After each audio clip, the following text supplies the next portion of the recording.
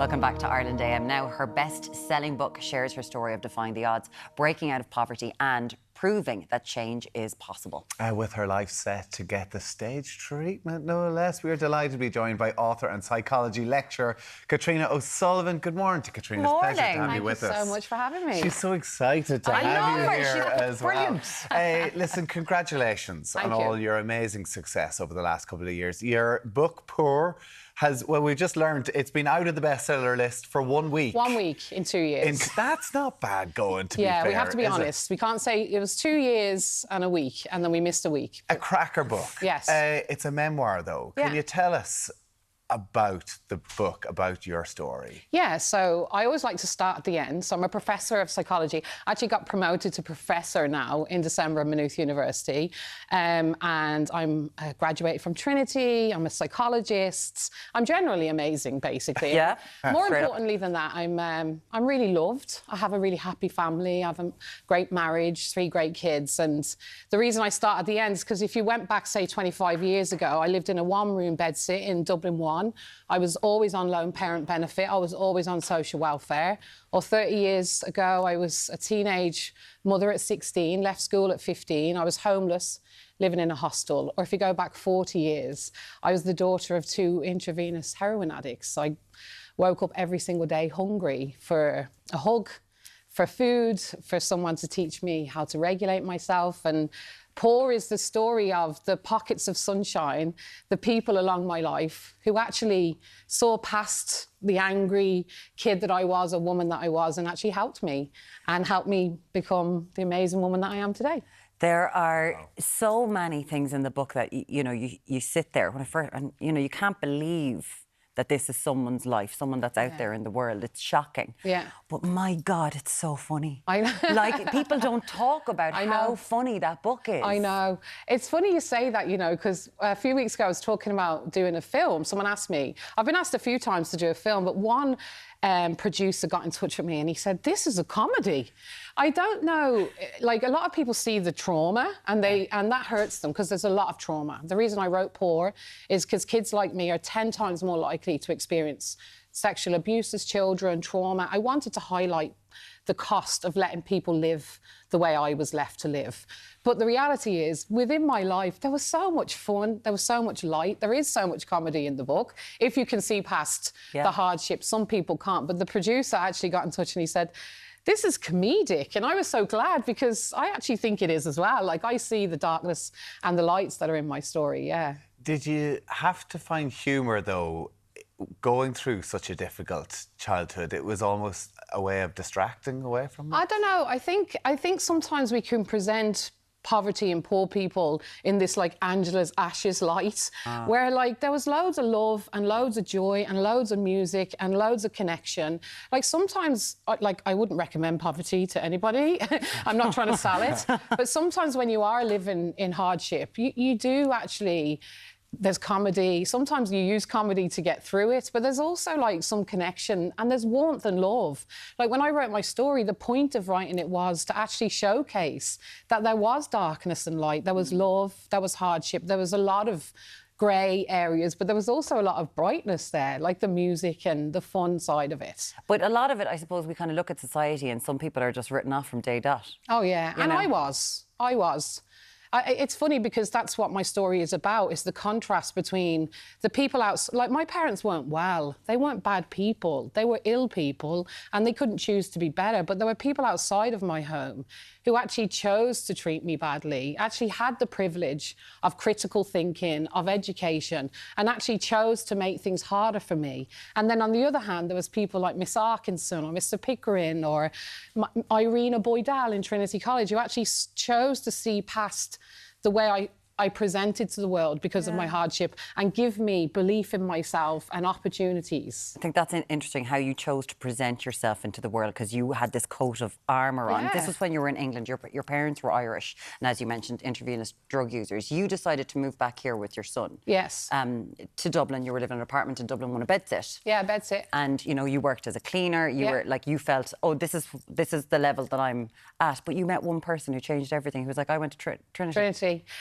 Before that, I had started to engage in mental health supports. I think it's really important for me to say that because I could never have just chosen to go to education. With the stuff that I'd been through, I actually needed the dark clouds to be moved. And so I was lucky back in the 90s in Ireland. We were funding mental health supports, childcare, community services. And so the first thing was I asked for help. I asked this guy who worked in the community project in Dublin 1, I need help, Joe. And he referred me to a therapist. And I started to see this woman, Mary. She actually turned out to be a nun. I told her all of my sex life. I couldn't believe it. I didn't realise for 12 months she was a nun. It was really embarrassing. I thought, oh my God, I've told her everything. Anyway. She'd heard it all before. I don't know, you know, because there was some shocking stuff in there. Oh, was it? Right, OK. Yeah, so I'm not going to do it. It's morning TV. But the reality is, that was the start. And then I did an adult education course and I succeeded a little bit. And then I met Katherine, a girl like me. She said, I'm in Trinity. She was so proud of herself. And I was like, well, if she can do it. And it wasn't a case of, oh, if you need to see it to be it. I really don't like that. She told me I could be it. She went, you could do it too. You're as good as me. And, like, I think we forget, you know, poor women are really skilled. Like, I'd fight you, not physically anymore, but I can fight. I'm resilient. I can argue. I've loads of skills. And on that day, when she told me about this thing in Trinity, I was like, if she's doing it, I'm doing it. And I marched over to Trinity and knocked on the door and said to this woman, Irina Boydal, I think I'm good too. And Karen's done this course. Can you let me in? And she called me in. And what was it? What was it? It's the Trinity Access Programme. So it's actually designed for people who haven't had opportunities in education. Maybe they come from a deaf school or they're a mature student or they left school early, but it's a year-long preparation course. It's amazing. It really prepares you, but it also gives you support. The thing that I didn't have, it gives you someone to go to and talk to. And I learned the best lesson of my life. I'm really clever. I didn't know. Isn't it amazing? Because, like, you talk about this, like, growing up in a community with poverty, you don't see the opportunities. No. You're not even aware of them to look for them. And even we're talking about this morning all about roundabout ways. All the focus is on the Leaving Cert and on exams, but actually there are other ways to get where you want to go to. I think, the thing that education fails at is it teaches children that we all have a fair chance, that we all can do really well in the Leaving Cert. And the truth is, I researched this. The things that predicts the Leaving Cert outcomes, it's nothing to do with hard work, Tommy. It's what you've got in your house, what your parents' education is like, what your school was like. All of them things come together. And yet we have young people walking around every single day right now thinking, if I don't get that A, it's because I'm not clever. That is so wrong, because every person I ever meet has a chink from the Leaving Cert, whether it's they didn't get into Trinity and they had to go to Maynooth, or maybe they had to go to TU Dublin instead of Maynooth. You know, everybody has a bit of a chink from the Leaving Cert. But when you're poor and when your opportunities are really, really restricted, the Leaving Cert or the Junior Cert can be the actual break in your life. It can be the thing that tells you, you can only be this, you can only be that. And in my case, because I failed so much, I thought I'm just going to serve people because that's all I'm capable of. So I was a cleaner. I was actually the dinner lady in the Institute of Education. I used to serve sausage rolls to the kids who were buying their grinds. It was ironic. Do you go in now as a professor? No, I could probably. Of course I could. I don't know, I'm a bit critical of private education, so they might not want me. Because your view on things, it's really around, it's a voice that needs to be heard on so many different things, because that's the point. Exactly. We can't all have the same experience, but now your story is being brought to the stage. It's been brought to the stage. It's amazing. So you're in the Gate Theatre. Here we go. Breaking box office records. Yes, so it's broke. The first day it went to sale, and it broke the Gate box office records, which is phenomenal. Wow. To be honest, like, it's very weird to have your life on the stage when you're still alive. It's generally dead people who have their stories told on the stage.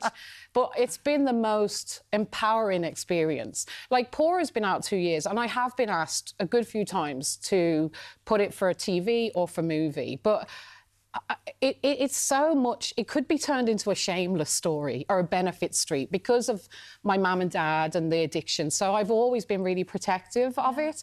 But the Gate, the whole community in the Gate, from Roisin McBrien to Sonia Kelly, everybody is just so respectful.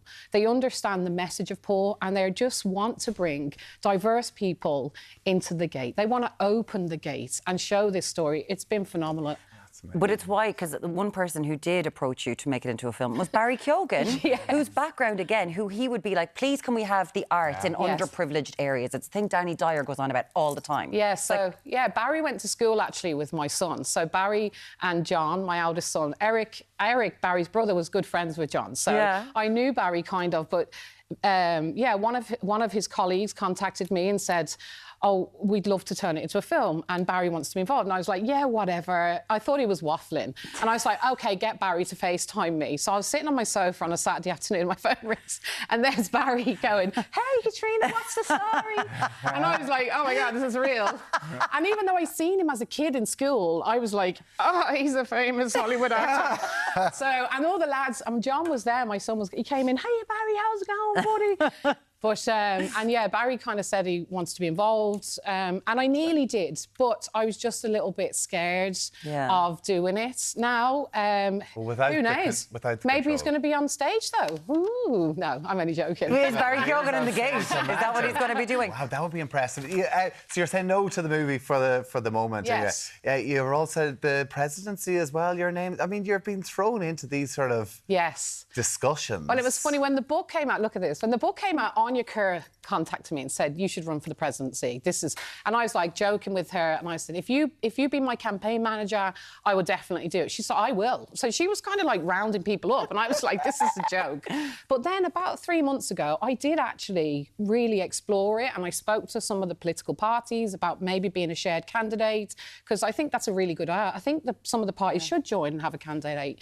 But when I looked into it, I really looked into it, I think the pressure that females are under in the political sphere, like, I am still hurt. Like, I'm here laughing and joking, but my story is one of how being poor and how trauma actually affects your psychological well-being. And I still have fractures. I just don't think I could take the public abuse that goes with running for politics. So I've actually said no. Not now, maybe in a year, maybe in 5 years, 10 years, maybe when I'm a bit older and greyer. But just for me, I just don't think I could take the terror that goes with being in public life when you're in politics. I see it all the time.